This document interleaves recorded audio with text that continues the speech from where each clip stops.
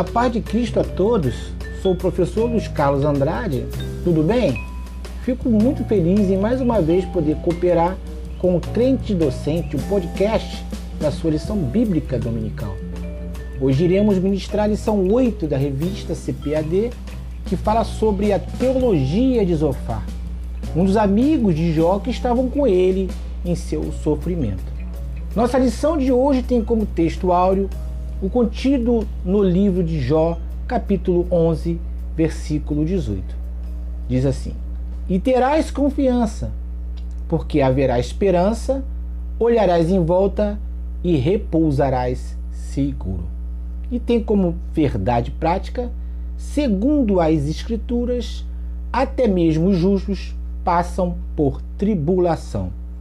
A teologia de Zofar era que o justo não passa por tribulação. Eu gostaria que vocês fizessem um comentário sobre isso aí embaixo. Vocês concordam com isso? Façam o seu comentário aqui embaixo. Vamos ver o que alguns vão dizer, né? Tem gente que não concorda, outros concordam. Fiquem à vontade para manifestar a sua posição sobre isso. Mas quais são os objetivos da lição? Mostrar como Zofar, assim como seus amigos, pensam. Defende que os ímpios serão punidos e os justos recompensados. A revista também fala em 3 objetivos específicos, ou seja, o que devemos atingir ao fim da lição. Eu vou ler aqui na revista esses objetivos específicos. Destacar no entendimento de Zofar que o sofrimento de Jó fazia parte de um sábio julgamento divino. O segundo objetivo é explicitar que a conversão defendida por Zofar era de natureza legalista. E o terceiro objetivo da lição, específico da lição, era esclarecer que a teologia de Zofar limita a soberania de Deus na sua capacidade de julgar. Vamos então à lição? Nossa lição está baseada nos estudos retirados dos diálogos entre Zofar e Jó, que estão compreendidos entre os capítulos 11, verso 1 ao verso 10, e o capítulo 20, verso 1 ao verso 10. Lembrando que toda a nossa revista está centrada no drama de Jó e nos diálogos desses 3 amigos com ele, Elifaz, Bildade e Zofar. Hoje iremos falar sobre Zofar, sobre as falas de Zofar. Mas, afinal, quem foi Zofar? Não se sabe muito sobre Zofar, mas ele foi o 3º amigo de Jó a discursar nos momentos de angústia que Jó passou. A Bíblia diz que Zofar era Naamatita, ou seja, de uma cidade com o nome de Naamá, ou Naamã, né? Sendo assim, este nome nos remete ao livro de Josué, capítulo 15, versículo 41, onde Naamã é uma das 16 cidades cananitas com suas aldeias no território que havia de ser parte da herança de Judá. E isto não é totalmente incompatível, não. Com a localização da terra de Uz, não é da terra de Uz, né, em Edom. O território de Judá, ao sul do Mar Morto, está próximo da vizinha Edom. Então, com certeza, Zofar veio desta região de Naamã, que pertencia à terra de Canaã, que foi herança de Judá, né? Isso é só para ilustrar esse questionamento da onde surgiu Zofar.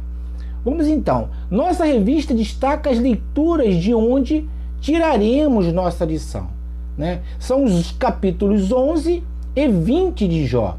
Eu sugiro que estudem todos os versos desses capítulos, e não só os destacados na revista.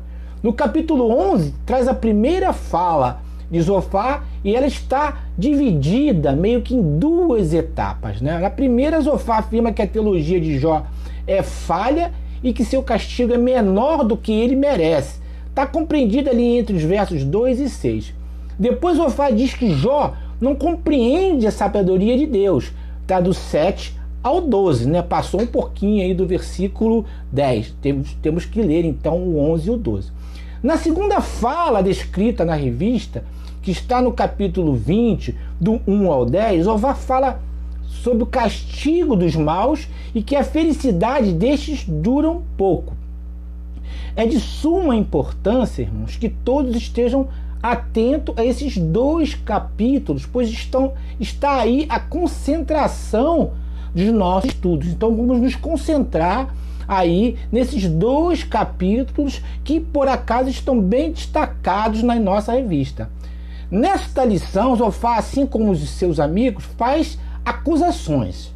Desta vez ele faz acusação de forma mais dura e impiedosa contra Jó, ou seja, o Zofar foi mais impiedoso, teve uma acusação mais dura que os outros 2 amigos. Ele insiste na tese de que o justo não passa por alguma provação e o acusa também de se levantar contra a sabedoria de Deus e o aconselha a se consertar. Esta é o tema central da lição e da teologia de Zofar. Vamos continuar então com a nossa lição. Nossa revista ela está dividida em 3 tópicos que falam sobre o que pensa Zofar em relação ao sofrimento de Jó, ou melhor, a teologia de Zofar em relação a este sofrimento. O primeiro tópico diz que Deus se mostra sábio quando aflige o pecador. Aqui Zofar, assim como os outros amigos dele, né, de Jó, tenta passar como representantes da sabedoria de Deus. O segundo tópico, um resumo muito rápido, o segundo descreve sobre a conversão como resposta à aflição. Aqui Zofar tenta uma espécie de lição de moral em Jó, né? Conclamando ao arrependimento. Já viu que Jó estava cercado de grandes amigos, como diz aquele humorista no passado, muito amigos, né? Vamos aqui ao terceiro tópico. O terceiro tópico, Zofar afirma que Deus julga e castiga os pecadores. Aqui Zofar afirma que todos os maus serão punidos e Jó o contradiz ao afirmar que muitos pecadores são sim bem-sucedidos. E Jó tem toda a razão. Vamos então falar um pouco sobre esses tópicos, né? Dessa vez um pouco mais com informações mais precisas sobre cada tópico, né? Vamos então dar início aí. O tópico 1, como eu falei, Deus se mostra sábio quando aflige o pecador. Para Zofar, aquele velho ditado, né, conhecido, aqui se faz, aqui se paga, era de maneira sábia usada por Deus, né? Quem não já ouviu esse ditado, aqui se faz, aqui se paga? Para Zofar, as dificuldades e sofrimentos que o homem passa são castigos de Deus. Zofar, de forma até dura, não demonstra alguma compaixão pelo amigo. Se é que podemos dizer que, meu Deus do céu, Zofar é algum amigo, né? Zofar só vale do que Jó diz nos versos 2, 3 e 4 para justificar as suas acusações. Ele entende que Jó foi exagerado, né, em seu sofrimento, o que demonstra até insensibilidade pelo amigo. E que Jó foi, de certa forma, em sua visão, desrespeitosa, né? Vamos ler aqui, eu vou ler na versão NTLH, as palavras de Zofar. Entendam só. Verso 2. Será que todo esse palavrório, ou seja, discurso, né, vai ficar sem resposta? Por acaso quem fala muito é quem tem razão? Jó, você pensa que não temos resposta? Olha que soberba. Você diz que o seu modo de pensar está certo, mas antes ainda fala assim, ó, pensa que as suas zombarias vão nos fazer calar a boca. Você diz que o seu modo de pensar está certo e afirma que é inocente diante de Deus. Essas são as palavras de Zofar, querendo acalentar o amigo. Já imaginou alguém falar assim contigo num momento de dificuldade? Pois exatamente assim foi que Zofar falou para Jó. Deus não é indiferente à ação do ímpio. É um subtópico da lição. Para Zofar, Jó se auto-intitulava puro e sem culpa em seu sofrimento, pois a todo momento questionava com Deus sobre o seu drama. Sabe qual a impressão que me dá sobre esse comportamento de Zofar? É que este amigo de Jó era uma espécie de ciúme de Jó, né? Jó era um homem rico, sadio, um homem forte, com saúde e com uma família muito abençoada, e poderia sim causar inveja a muitos.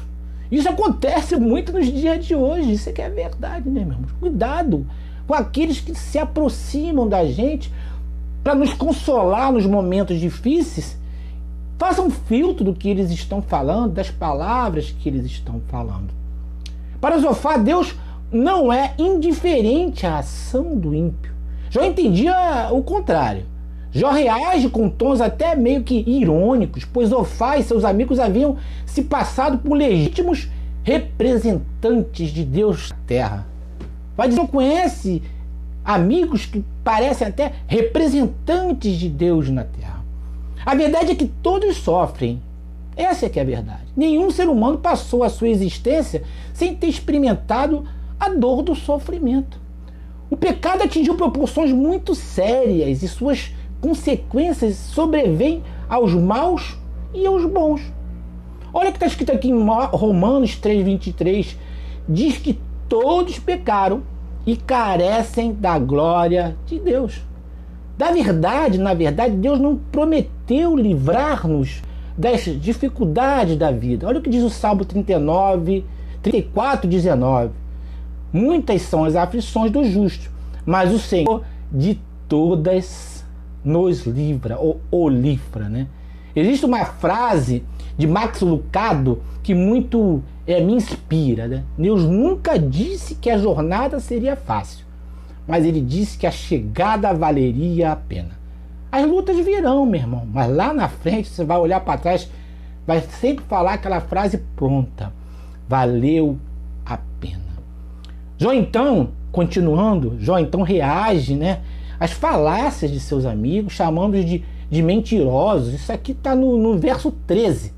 Entretanto, ele reluta em se afastar desses amigos. Jó estava certo que a sabedoria de Deus vai além do nosso saber e que, por mais que a estudemos, existe algo de Deus que jamais iremos alcançar. Olha o que Paulo disse aos Coríntios, escreveu aos Coríntios: porque a loucura de Deus é mais sábia que a sabedoria humana. O que somos nós, né, irmãos, para entender os planos de Deus? O que somos nós para entender os mistérios de Deus? Há uma frase que eu gosto muito de William Shakespeare, que muito resume a sabedoria de Deus, apesar de não se referir a Deus, e o fato de nós mortais sermos limitados.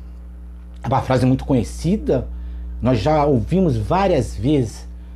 Diz assim: há mais coisas entre o céu e a terra do que pode imaginar nossa vã filosofia. Eu poderia aqui, com todo respeito e autorização, eu poderia parafrasear: há mais segredos de Deus na terra que pode imaginar a nossa vã filosofia, né, meu irmão? Essa aqui é a verdade. Vamos dar uma de sábios, procurar na ciência. Por que eu estou sofrendo? Eu sou uma pessoa justa. Por que será que aquele ímpio ali, aquele homem é desonesto? Eu conheço o que ele faz de errado, ele é um homem próspero. Não procure discutir isso, não tenha meio que inveja de como ele conseguiu as suas vitórias, mas entrega na mão de Deus. São segredos que estão nas mãos de Deus. Zofar, assim como seus amigos, olhava para o exterior. Essa é que é a verdade. Zofar estava olhando para o sofrimento de Jó, para o que Jó estava passando, e meio que pré-julgava ele. Eles olhavam a situação e não tinham a mínima ideia do que, de fato, Deus estava fazendo. E sobre o exterior, eu me lembrei agora de quando Jessé imaginou que seu filho Eliabe, né, por sua aparência, ele era aquela aparência de um guerreiro, de um gladiador, e em função disso, na escolha do rei de Israel, ele seria escolhido para esse reinado. Mas Samuel profetizou, está em 1 Samuel 16,7, disse isso: mas o Senhor disse: não se impressione com a aparência nem com a altura deste homem. Eu o rejeitei porque não julgo como as pessoas julgam. Elas olham para a aparência, mas eu vejo o coração. Deus conhecia o coração de Jó e sabia muito bem qual era o que ele tinha para aquele homem no seu futuro. Mas Zofar não sabia e nem o próprio Jó sabia, né, irmão? Vamos para o tópico 2? No tópico 2 fala sobre a conversão como resposta à aflição, né? Vamos aqui, deixa eu ver. Conversão como resposta à aflição. É importante a gente estar sempre acompanhando os tópicos através da revista, né? É muito importante nós termos a revista para que estimulemos, como já falei na lição anterior, a todos usarem a revista dentro da sala de aula. É importante comentarmos, fazermos algum comentário, tocar nos tópicos para que o aluno ali ele entenda que é importante usar essa ferramenta que é a revista, né? Vamos lá, no tópico 2, no capítulo 11, Zofar entendia que a única solução para Jó era uma espécie de conversão moral. Há de se lembrar que não existia ainda uma lei sobre o comportamento do homem perante Deus. Não existia o Pentateuco, não existia uma lei, as tábuas, não existia. Entendeu? Portanto, o que Zofar estava propondo vinha de sua própria mente, né? Ele propôs a Jó 3 passos para que ele se purificasse. Primeiro, conduta correta. Depois, oração e, por final, renúncia ao pecado. Zofar aqui está se referindo sim a mudanças, mas mudanças externas, ou seja, algo que muito combatemos no mundo de hoje, né? O falso moralismo, a teologia do moralismo. Seus comportamentos é que valem mais. Isso é o que nós conhecemos hoje como legalismo religioso. Algo que depois, bem mais tarde, veio se repetir com os fariseus, que andavam de cabeça baixa, tentando mostrar para todos que estavam em jejum, que estavam, na verdade, sofrendo, mas seus corações estavam poluídos, repleto de vaidade, repleto de ambições materiais. A primeira conversão do homem é de dentro para fora. É lá dentro do coração que está a verdadeira conversão. A revista diz que estudiosos entendem que Zofar ali tentou induzir Jó a fazer um trato com Deus. Se Jó aceitasse isso, né, eu acho que ele estaria assinando algo como um termo de confissão. Afinal, foi o próprio Deus quem afirmou no capítulo 1, verso 8, que Jó era justo.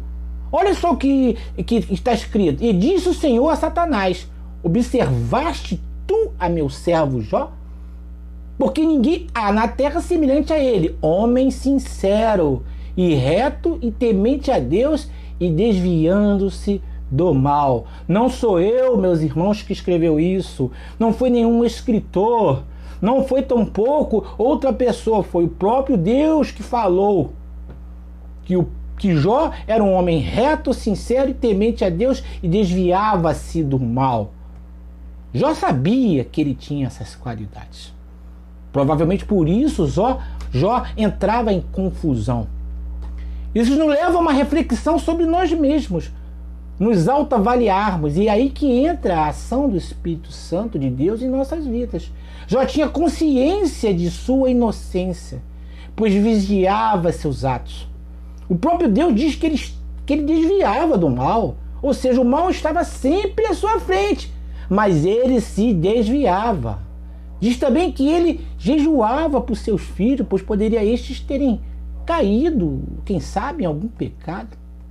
Assim devemos agir, meus irmãos, desviando-se do mal. Olha o que diz em Provérbios 16: o sábio é cauteloso e desvia-se do mal, mas o insensato encolariza-se e dá-se por seguro.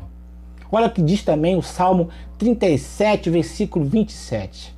Aparta-te do mal e faz o bem, e será perpétua a tua morada. Assim devemos agir, meus irmãos, sempre vigiando, sempre fazendo uma autoavaliação.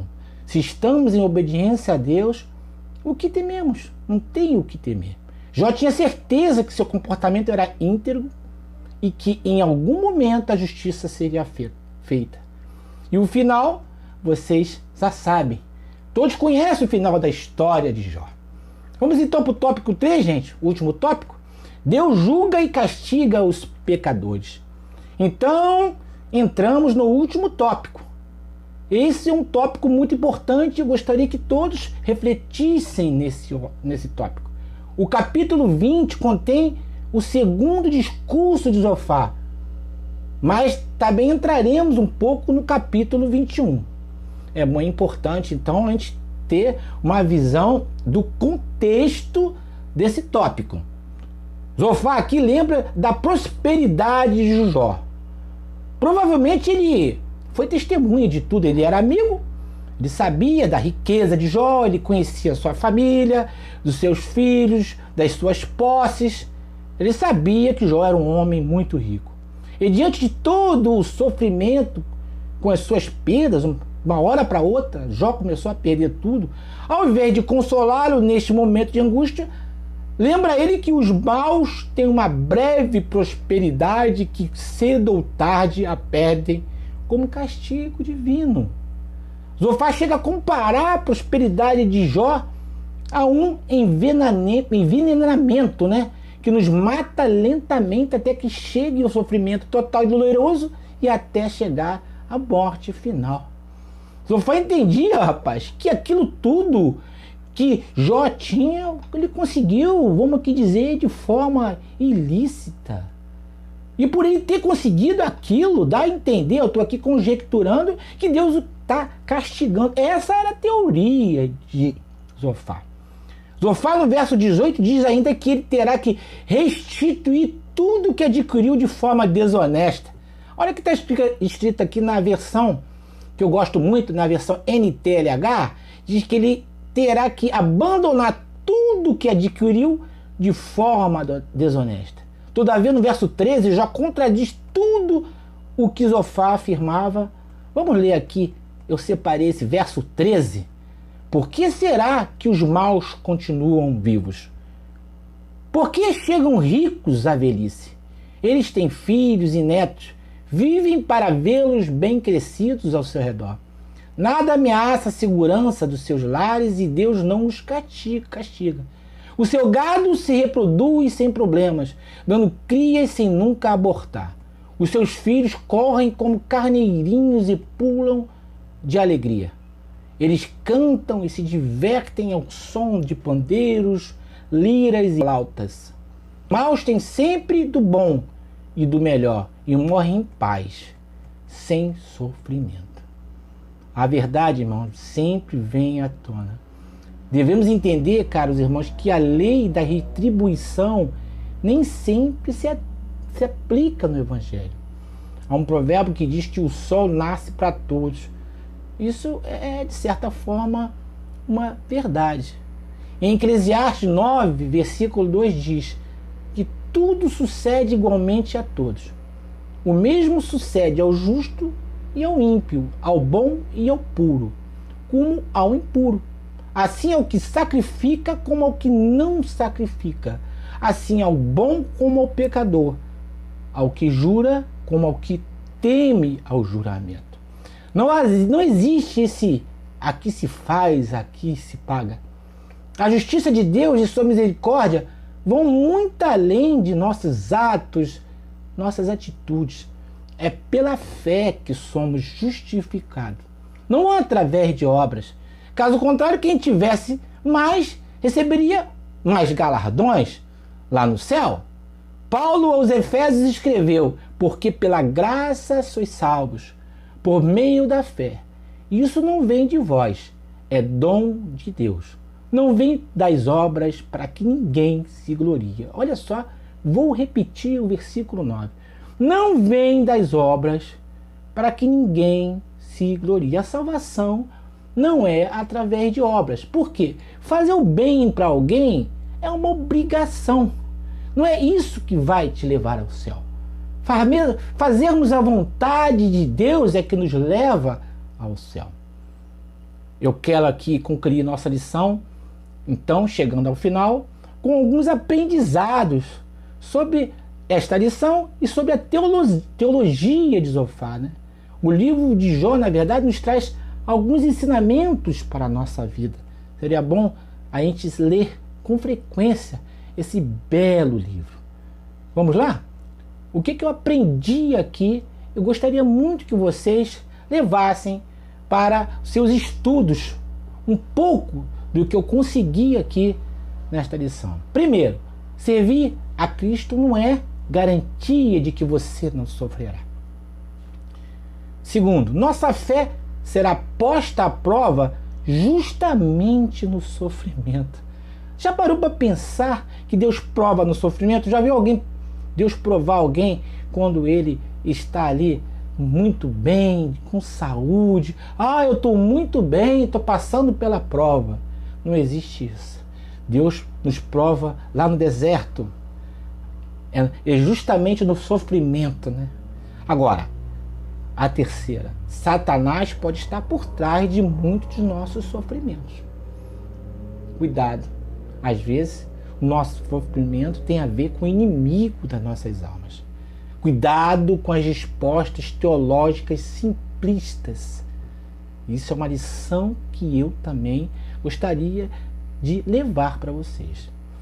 Quinto, não acuse a Deus em suas provações. Deus não tem culpado de nada, meus irmãos. Não coloque a culpa de Deus. Às vezes a gente sofre por consequências de más atitudes nossas, de conceitos que temos errado. Às vezes sofremos porque escolhemos o caminho errado. E Deus não tem nada a ver com isso. Sexto, cuidado com o conselho de seus amigos quando sofrer. Cuidado, irmãos. Conselhos dos amigos são sim bem-vindos. Faça um filtro.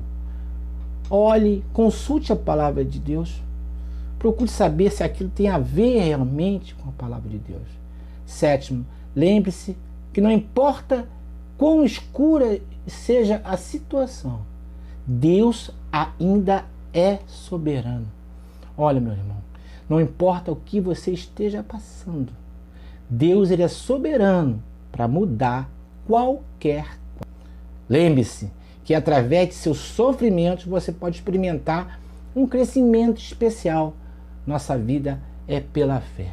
Geralmente, quando a gente passa um sofrimento, a gente passa por uma experiência ímpar com Deus. Tire proveito deste sofrimento. Nono, não importa quão difícil a provação, Deus é digno de ser adorado, amado e honrado.